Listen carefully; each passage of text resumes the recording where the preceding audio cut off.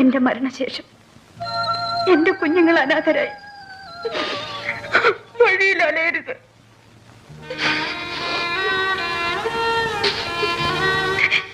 ഞാൻ കൂടി ഇല്ലാതാവുമ്പോ കിടപ്പാടം പോലും ഇല്ലാത്ത അവരും പിച്ചക്കാരും തമ്മിൽ എന്താ വ്യത്യാസം?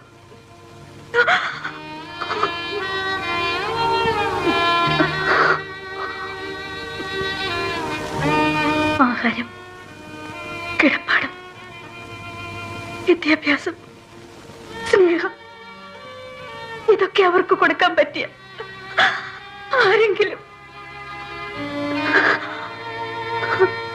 നിങ്ങൾ എന്നെ സഹായിക്കണം.